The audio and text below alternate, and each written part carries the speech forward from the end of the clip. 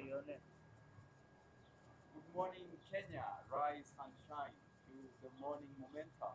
Your daily dose of a comprehensive rundown of the top stories making the headlines. This morning, we are having our weekly roundup session, and we are going to discuss a lot of the top stories that made the headlines on the screens this week. But before then, let's take a look at the top stories making the headlines. We start with the Daily Nation, and this morning it is addressing the elephant in the room. SHA is not working. MPs now speak up. MPs have expressed their frustration with President William Ruto's new health plan, questioning the operational failures of the multi-billion skilling social health authority and calling for a review of the healthcare system. This follows an uproar from Kenyans who have complained over access, costs, and service delivery. That story will pick up for you on page 4 and page 5 of the Daily Nation this morning. Among the MPs who have spoken up include Millie Odhiambo, whose sentiments are, and I quote, the PS has the vision, but the implementation is a problem. My suggestion is that if this shift fails after 6 months, we go back to NHIF. Now, Peter Salasia says, and I quote, SHA is just a stamp that needs to be abolished. Cancer patients and others with chronic illnesses are suffering across the country. Dr. Eva Obara says, and I quote, we need to reduce the 2.75% with payslips with deduction. People with payslips are suffering, and we cannot go on like this. We have to do something. End of quote. Anthony Kibagendi says a bulk of benefits in shifts are inferior to what the defunct NHIF was offering. Patients have been complaining that the system does not work properly. Faith Gitau says, and I quote, we must address the delays experienced in making approvals for patient claims in NHIF. Why does it take so long for the people to start benefiting? All right. Imani Ichungwa says, and I quote, the presentation by Mr. Api shows that either those implementing shift lack the capacity or are not qualified to run the scheme. So those are among the sentiments that MPs echoed, that SHA isn't working. Now, also on the Daily Nation this morning on page 8, tragic end from the Longo families as police chiefs Tanga and Amin appear in court over abductions. This is among our top stories that we are going to discuss on the panel this morning. On page 3, Professor Bethuel Ogot, Kenya's ultimate historian, takes final bow. That is a top story on page 3 of the Daily Nation this morning. On page 10, how DRC crisis could hurt Raila's bid for AUC top job. Now, President William Ruto faces a delicate task as chairperson of the East African Community in the Congo peace talks, with experts warning his decisions would affect Mr. Odinga's bid to chair the African Union Commission. With February 15th AUC elections fast approaching, the current crisis is an acid test for President Ruto, who is racing against time to ensure harmony in the region. Let's take a quick look at the Standard this morning. The front page, abducted and killed. Now, for 6 weeks, parents, friends, and colleagues of young men have prayed, sealed, and demonstrated that they be released by whoever has been holding them. Two have been released, but as bodies in a morgue. Police have denied ever holding them, raising more questions than answers. And as the search for the other two men continues, two families will be left to bury their kin who died before their time. That story is picked up for you on page 4. So the body of Justus Mutumwa and Martin Nziekau were found at Nairobi Funeral Home yesterday. The two persons still missing are Kalani Mwema and Steve Kavingo, whose whereabouts are still not known in the public domain. Also on page 3 this morning, hospitality to pay parents for fetal dose on baby. You will catch up with that on page 3.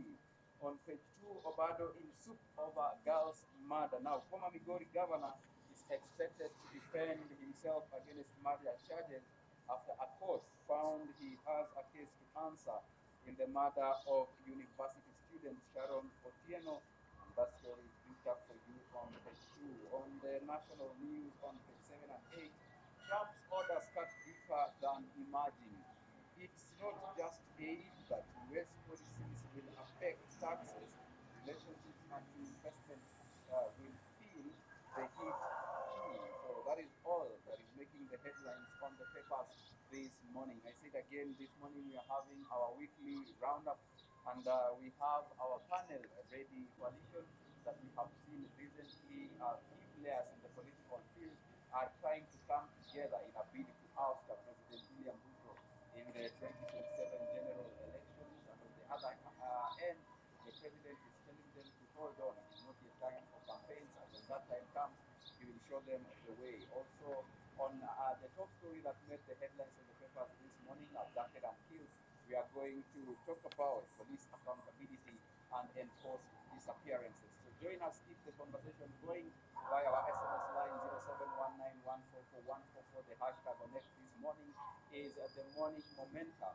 You can talk to us at Younib Media TV, at Alfonsoh, Albakwekwe, across all social media platforms. So let's get into our discussion of the day this morning with my panelists, who we may know, and at the same time, some of you may not know him.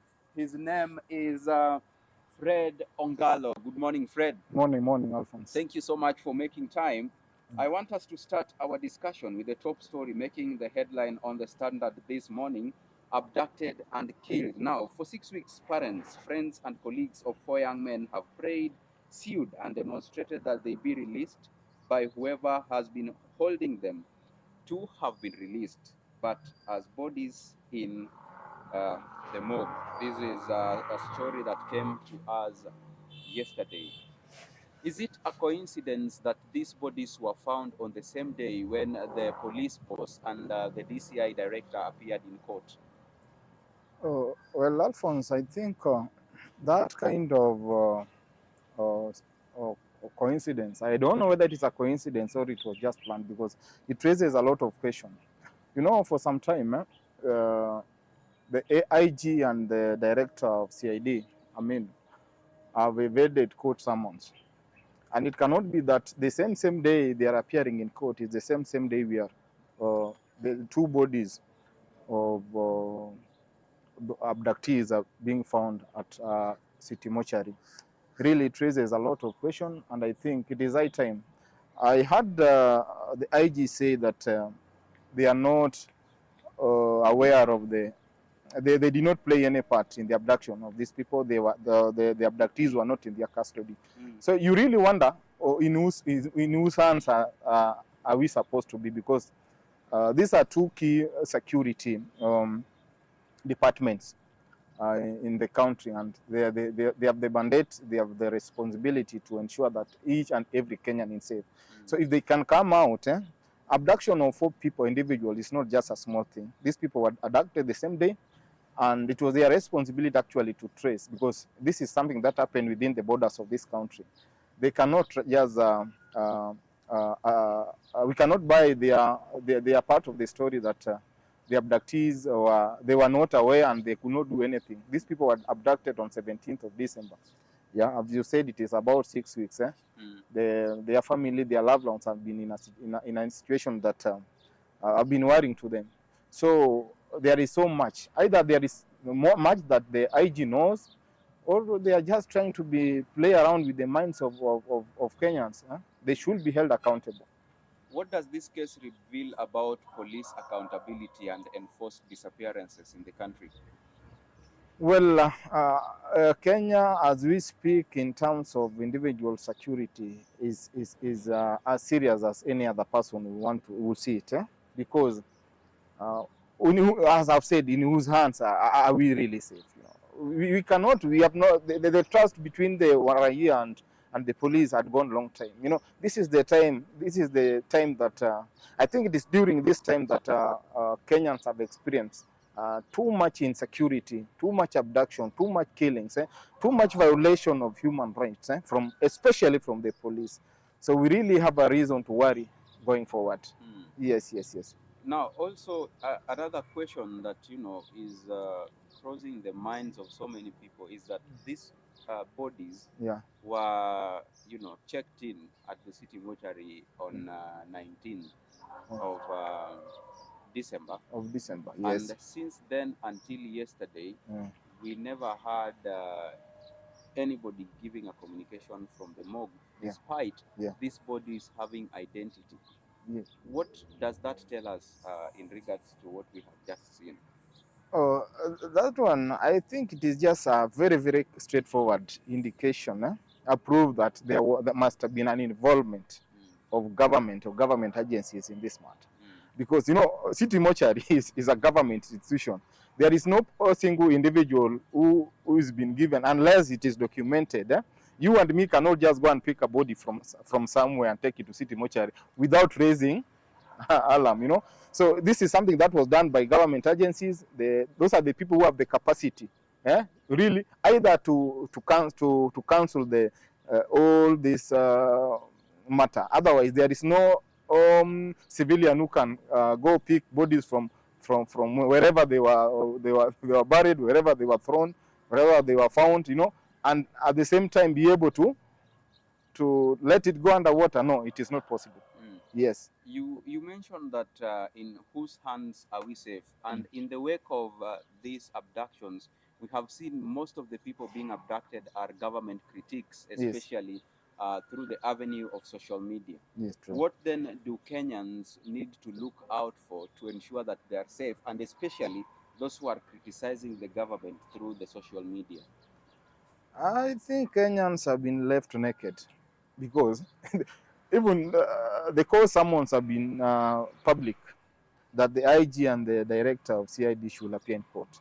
The president of this country, that is the chief executive officer, is the person that is in charge of our security.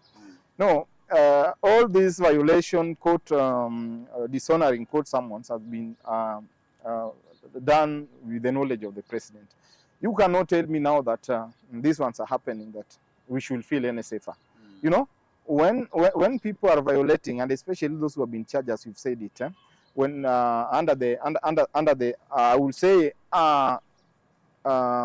when the president is very much aware about what is happening in this country, these things are going unabated.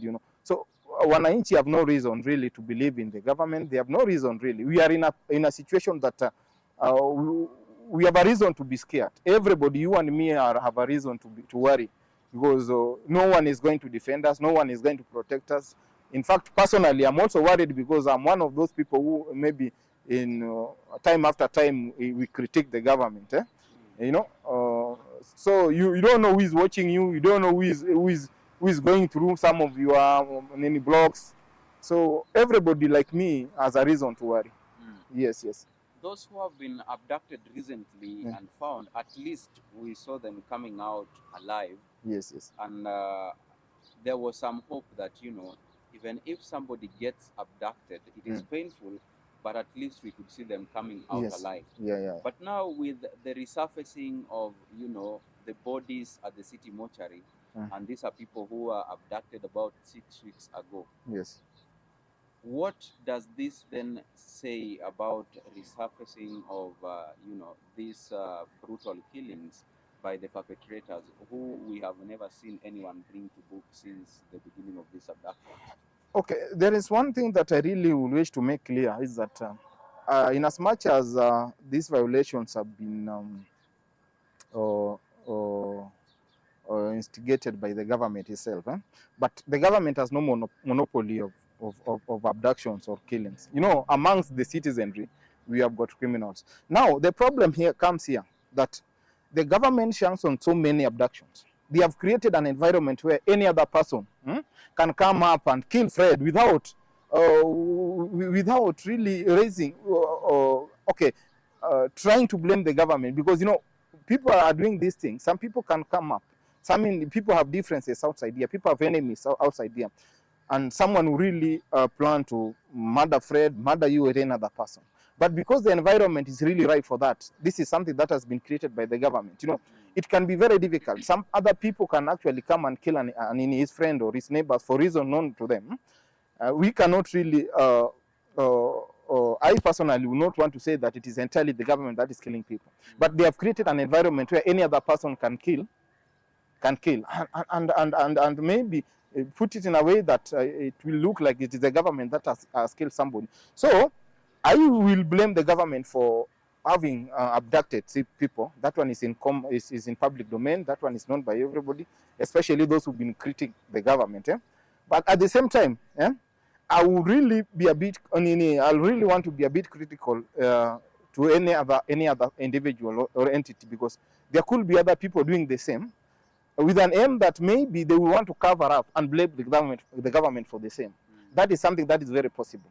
So we have to blame the government first for having actually participated in the abductions, and maybe other killings that is there, unless maybe proved beyond reasonable doubt. That is one. Then secondly, we have to blame the government for creating an environment where citizens are taking laws on their hand. They are taking advantage, and maybe hope that the victims will blame the government for the same. That is it. What legal avenues then do we need to explore to ensure that these families get justice? As we speak, because the government seems to be involved, and if you look at the manner that the government has behaved, they are behaving like they don't care. When an IG comes and tells the court that the abductees are not in their hands, like almost 1.5 months after the abduction was done, really, what other thing? Because those are the only people. This is not an external war. This is not between Kenya and DRC. This is purely an internal security matter, that it is the responsibility of our government agencies, security government agency, to be able to take care of. If they are not able, we are at the mercy of God right now. Yeah, what else can we do? And let maybe our legislators wakes up and come up with laws that will be able to protect Wananchi. But from where we sit, our MPs are in bed with the executive. So so much that can be done at the moment. Actually, Wananchi are at the mercy of our security agency, the police and the CID. No much we can do. This raises questions about public trust between the Kenyan nationals and the police. Yes. And the bond of contention in this trust is the procedure of investigation. How transparent are these procedures? These procedures are, to me, they are not transparent, unless maybe it is the government officers that are the victims.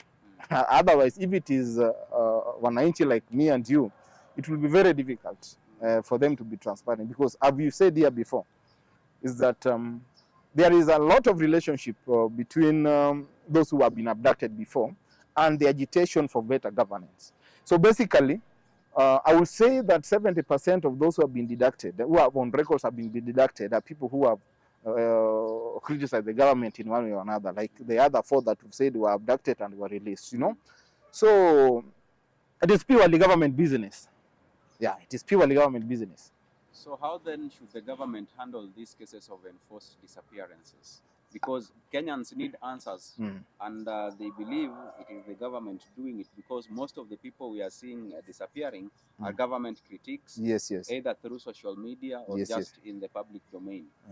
So what then does the government need to do, and how do they handle cases of enforced disappearances to regain that public trust? I think it is about now the government has to change its culture. The government was put in place by the people to work for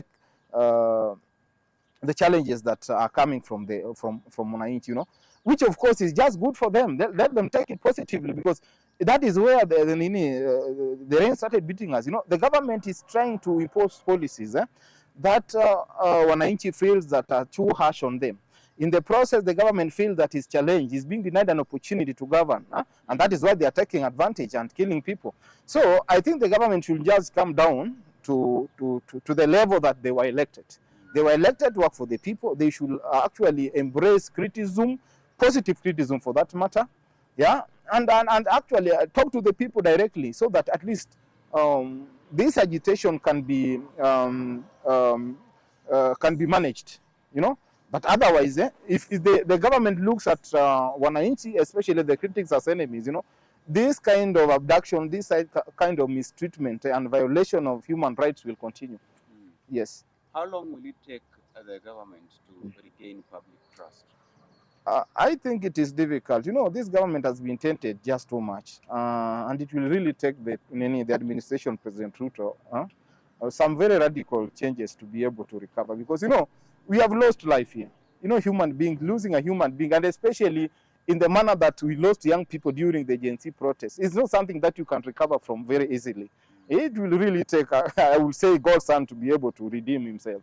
You know, this administration is been in the eyes of Kenyans, in as much as they are trying really to play it down, you know, in the eyes and minds and hearts of Kenyans, it is rotten. All right. Yes. Let's shift gears and take a look at another top story that we had making the headlines this week, and that was the IEBC selection panel being appointed after IEBC offices remaining vacant for almost 2 years without commissioners. The likes of Wakina Juliana Chereira resigned, Yes. and Wafula Chebukati's term expired. Yes. Now, with the selection panel put in place, does this bring hope back to Kenyans that things are starting to fall in place? Well, in terms of by elections and maybe filling positions of those who were appointed to the government recently, well, it is in order. But then, you know, the overall government I've said, is rotten. You know, there is not so much that is going to come, because the number of legislatures, you know, the work of IEBC, actually, one key function is to organize election. That election from the MCA level to the presidency. For now, maybe we have vacancies that have been occasioned maybe by death, you know, and there are some that were nullified during last year's elections. That is for the MCAs, the senators. I don't think governor, no, but MPs, they are vacant position. Okay, the primary function is to oversee such election, organize, and of course preside over the same. That one is just good enough. But then if you look at the number of existing legislatures, both at the county level and the national level, looking at the percentage, you will say that it's around 90% they are already in place. So even if we constitute an IEBC board, commission, not much is going to change. Okay. Because it's like Kenya have taken a trajectory. That trajectory is bad governance by the President Ruto's administration. You know, they will manipulate whoever comes in here. What role will they play in making sure that the narrative changes? I don't think, I've said, the percentage is very small. Yeah? They cannot be able to overcome such kind of an eroded legislature. That is both parliament and you've seen it, you are a witness, and National Assembly. These are people who are just singing the song that is been, they have joined the choir, as is being said. You know, everybody has joined the choir. So I don't know how much they are going to penetrate these people to be able to be independent and be a representative of the people, and the purpose for which they were elected. I don't think it will be something very easy for them. They are going there for their salaries. Now, with the selection panel put in place, what do we look out for in the next coming months as Kenyans? I think with the constitution of the panel, maybe the first in their entry should be the advertisement of these commissioners. You know, the commissioners has to be, they have to advertise. People will have to, those who are qualified Kenyans will apply. They will give us the terms and conditions of the same. You know, after that one, they will go into the process of selection, and after the elections, we have got the vacant positions. I've said it. They will. I think it is their responsibility to gazette the same. Then elections will be advertised, and those who are eligible to run will submit their papers. Will be vetted. When they qualify, they will go out and campaign and wait for election. Basically, I think that should be the way for the plan for that. You know, there is always issues with integrity when it comes to selecting these officials for the top positions in the country, and it always brings a controversy and a heated debate among Kenyans. So, what then do these people need to do to ensure that they are transparent and fair in selecting the new commissioners who will then run IEBC and prepare the country for the upcoming elections in 2027? Okay, in terms of integrity, let me say this, because I always feel that uh, integrity is purely an individual responsibility, whereas there are occasions where they are obvious. They are obvious, maybe they are normally very clear. They are individuals who have tainted public image. Those ones, as Kenyans, we really have to echo our voice against the appointment. But then, when someone has been elected to such a position, because it is the role of IEBC to give us even the next president of this country, that president must be a president that has been elected by the people, the true reflection of an election results. You know, it is about individuals. Because when you go to a position, you can have the privilege of being appointed as, or being elected as the chair of the IBC. But when you go there and you get compromised along the way, you know, at the beginning, maybe in the eyes of the public or the panelists, you can portray someone who is who has integrity, someone who is very respected to the law, you know, someone who has a track record of integrity. But then along the way, someone changes, you know. So I feel it is purely about individual responsibility. Kenyans will just have to change their culture and say, no, we really want to work for Kenyans. Let us do the right thing. In fact, let us respect the law and do what Kenyans really expect us to do as the IBC board, the commission. So there is really no much as Kenyans that we can do. We really depend on individuals. The moment someone has been, like the President Ruto, you know, the president was elected with hopes that he was going to overhaul the governance, he was going to work for the people, he was going to work for the hustlers, you know, besides maybe respect to the constitution that he took an oath for. But then along the way, the president changed and became someone who is totally very different, someone who is not tolerant to the people. No, it is basically, it now comes back to an individual approach. Speaking of compromise, what legal and political risks, what are the legal and political risks of delaying IEBC's full operation moving forward now when we have the commissioners in place? Yes. Oh, I don't think, come again, the legal and political risks associated with, you know, making their work difficult. Their work difficult. Yes, when they are now assume office. Well, that one is expected because we have been with you here before, and you have witnessed a situation where even an IBC commission that had been there before, in a way or another, had been compromised to dance to the tune, to give results that were not really popular at that particular time. So there is not much that we expect. We expect that kind of interference. I think you mean interfering with the IEBC commission. This is something that we expect. Now, it is their responsibility. It is the responsibility of individual commissioners to stand their ground, you know, because the interference will have to be there. You know, we have a president who is in his first term.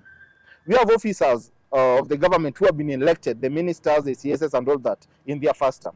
It is everybody's dream to rule for the longest time, you know. So they really want to guide the commission in a way that it will take care of interest, maybe for re-election or something else. So this is something that we expect. Even those who are going to be elected, they expect that there must be an interference, either from the executive or those who are have ambitions to be in the same government. So it is their personal responsibility to stand their ground. Interference is something that is inevitable, because presidency is something that is being everybody will be fight to occupy. Yes. Let us refer back a little bit to the sentiments of Oscar Sudi, who was saying that if the president does not win, then they will add votes. I don't know how they intended to do that. But what then do this selection panel need to put in place together with the commissioners who will be appointed to make sure that they seal the loopholes for rigging elections come 2027? You know, filling those loopholes can only done administratively. That one is an administrative approach. But you know, the government has monopoly of almost everything. Or politicians, I would say so. You can do everything under you. You can do everything within your capacity, within your potential to seal all the loophole for rigging of election. But you know, the government can as well do away with you. You know, so it's something that is very tricky. Yeah, and I think we have had Kenyans who have been very much willing to. We have had commissioners who have been very much, especially the other time we had the four commissioners who went against the IBC chair. You know, in a way or another, they will be seen, but it is not proven yet. They will be seen that they were ready to give out the true results of 2022 general elections. But you know, because the government was in place and maybe in one way or another, something happened along the way and they were denied that opportunity. So it is not easy for them. It is also not easy for them. Let me say, it is totally not easy for them. They can have the will to do that, but you know, the government can manipulate this in any way that the government wants. Yes, yes. Some critics argue that the appointment is a political process. Yes, yes. What do you make of that? It is purely a political process because they are going to oversee, they are going to preside over a political process, you know. So the political process has players, and those players are political parties, you know, politicians and political parties. So it has to be done through a political process so that it is acceptable. You know, a political process can only be done through a political can only be done through a political blessing. Let me say. So it is something that is very straight. Yeah. Why haven't we seen a change in how these things are done? It's always about political process and the same key players are involved. Yeah. Why haven't we seen a change? Okay, for now, I don't think there can be a change. You know, Kenyans as it is designed, and like any other, most countries worldwide, globally, they are being put in place through a political process. You know, even in the US, we had election just the other day. That was purely a political process. So anything that involves a political process, that is election, campaigns and all that, really has to be done in a political way. So there cannot be a deviation at that particular moment. You know, governance and politics are two different things. But you know, we have to elect the president and legislature through in a political process for them to be able to take their offices respectively. Yes. If within the 90 days given to the selection panel to appoint commissioners, they fail to appoint commissioners, what next? Well, I think that one now will be a legal issue. Yeah, if at all they fail, having gazetted, there must be a time frame for all these things. From the time of gazettement of the panel, you know, that panel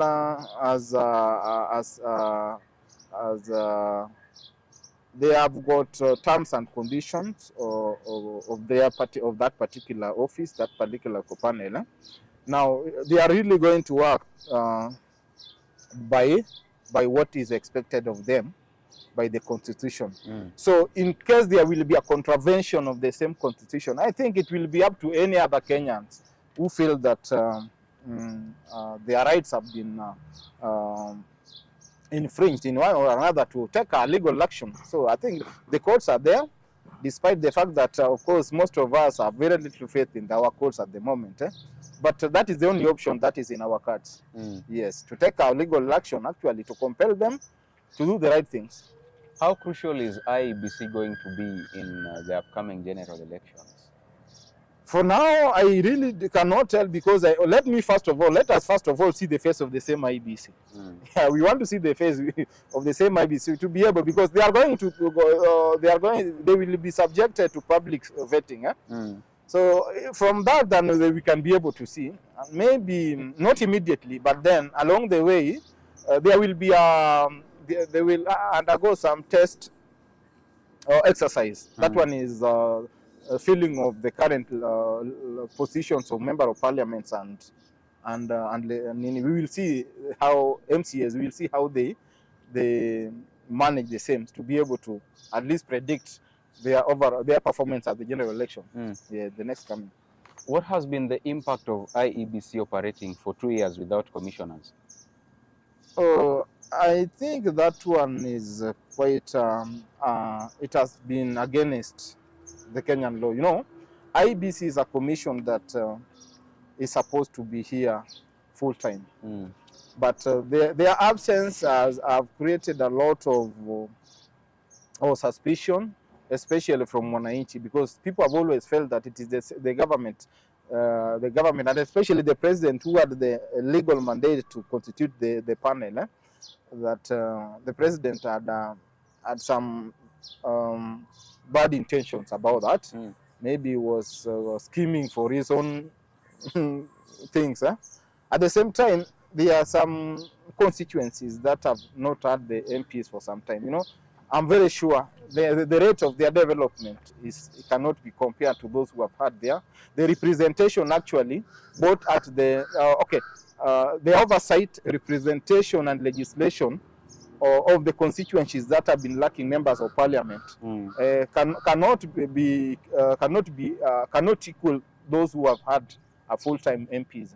So in a way or another, they are dragged behind in representation, oversight, and legislation. All right, let's sample your feedback right here. We have Ken Onyango says, finally there is progress. The selection panel must ensure credible and independent commissioners. All right, thank you so much. Kevin Elvis Doso says, this is a critical step towards free and fair elections in 2027. Steve Ouma says, I'm watching from Kayole Junction. Kenyans deserve an impartial and transparent IEBC. No more political games. Thank you so much, Steve. Ada Chieng says, the delay in appointing commissioners only fuels election doubts and potential rigging. All right, let's take a look at more sentiments here. Why did it take 2 months to find them? Justice delayed is justice denied. This is Steve Ogola. Now, also, I have one more. Christian Chieng says, it's suspicious that the bodies were found the same day the IG and DCI appeared in court. Okay. Helen, I don't know if I'll pronounce this correctly. I don't know if it's Akasa or Hakasa. The government must take action to stop enforced disappearances. All right, let's get back to our conversation. They say you grow through what you go through. Yeah. So that means there should be lessons learned. For both the selection panel and the commissioners who will be coming in to occupy these vacancies, what lessons should they learn from the previous IEBC controversies? I think one big lesson is that election is supposed to be, they should deliver a fair and transparent election. That is the bottom line. If elections were to be fair, let the results that they are going to announce, all the way from the ward level to the presidency, should be the actual reflection of those elections. There is nothing less, nothing more. You know, we really want an election that is great. We really want to renew the faith, the trust of confidence of Kenyans in elections. That is something that is on. Something that every Kenyan wants at the moment.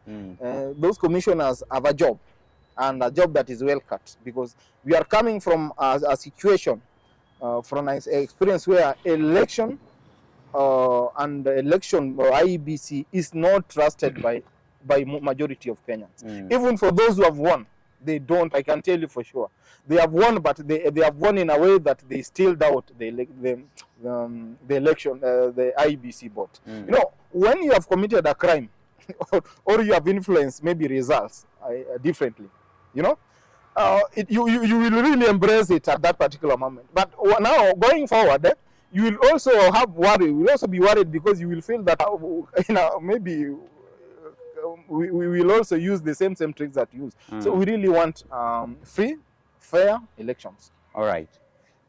Selin Mukali has a question here. Yes.